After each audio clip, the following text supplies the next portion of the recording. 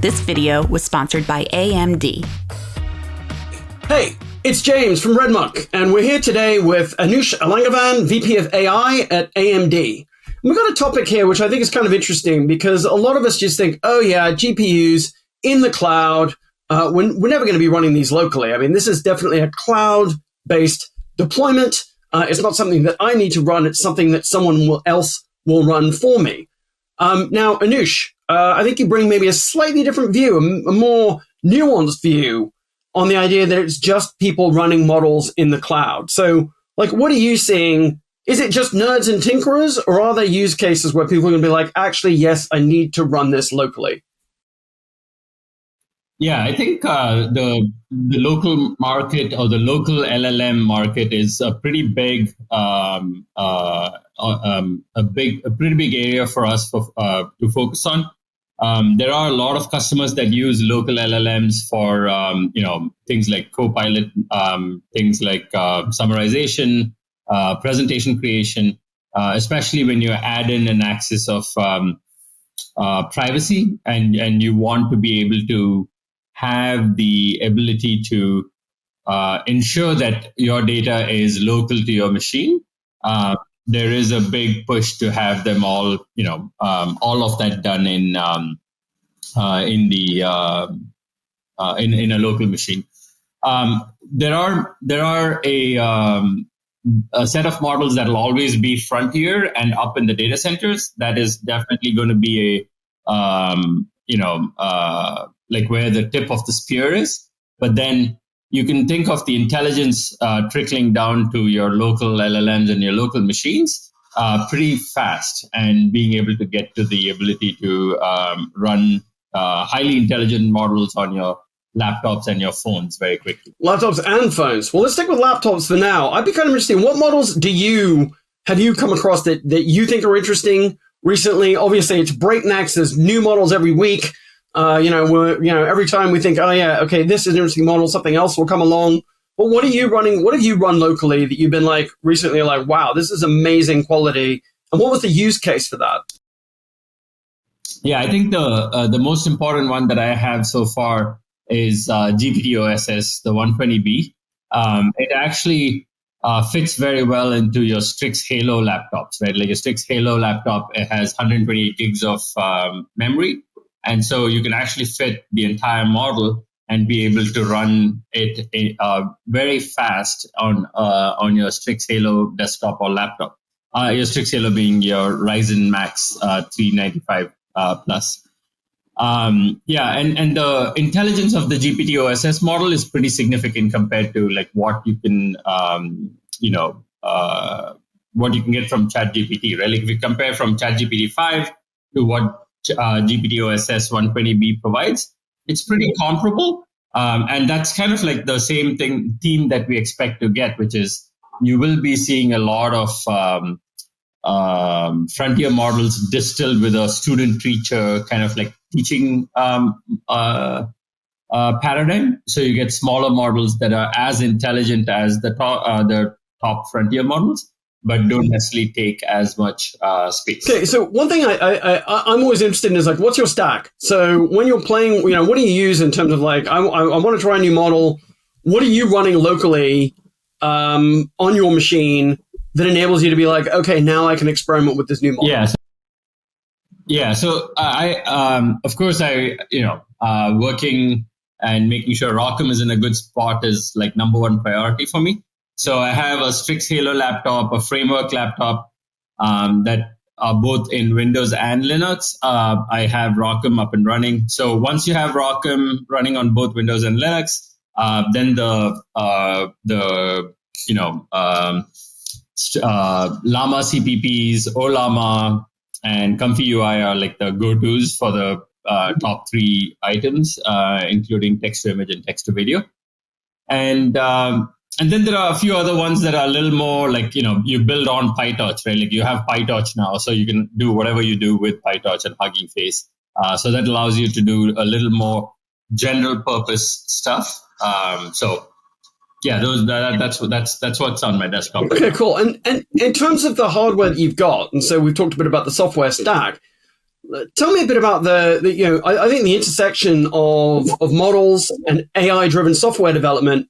How are you responding to the needs for a really top-notch developer experience? Because it feels like the premium is so high right now on absolutely, we've got to deliver amazing developer experience. And where are you investing in order to support that?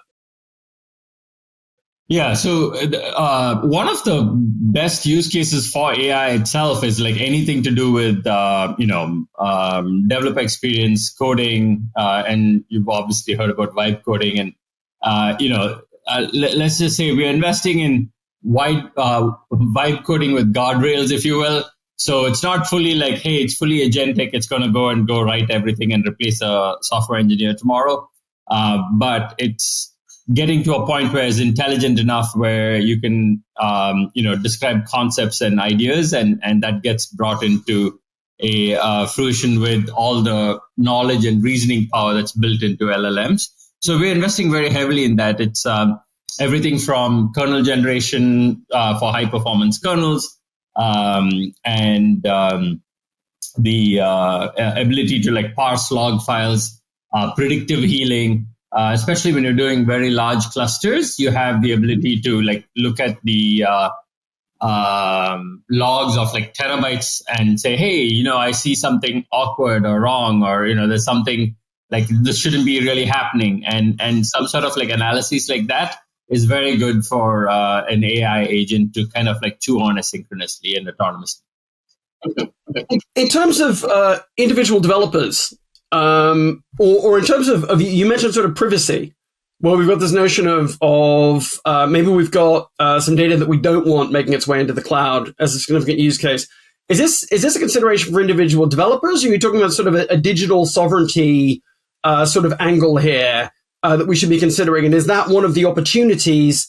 Is that one of the I guess the places where people are going to be running models locally, because from their perspective, it's absolutely a data sovereignty concern.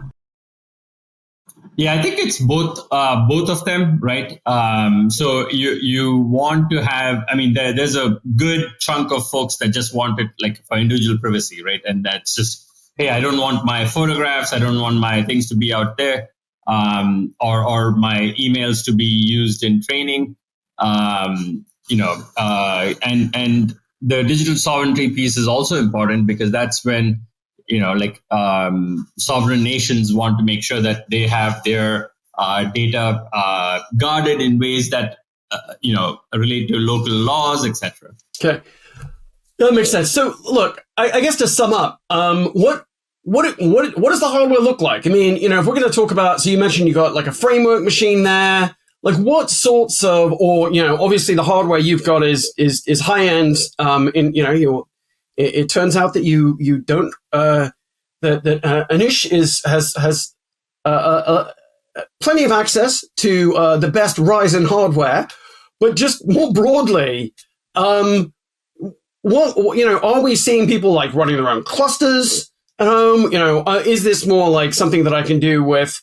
You mentioned the laptop. Is this something that I can do on a laptop, or what are you seeing? How do you think that will evolve over time? And I'm still really interested in this running things at the edge. So yeah, how does this evolve over the time? What's the hardware going to look like? Yeah, I think there's a combination of like there's always going to be GPUs for the tip of the spear, like programmability and performance kind of like matrix, right?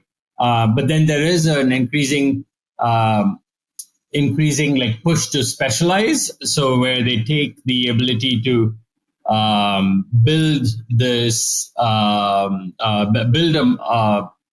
like a custom model, but then you use inference specific hardware, right? So that you're customized for that specific model, and it's good.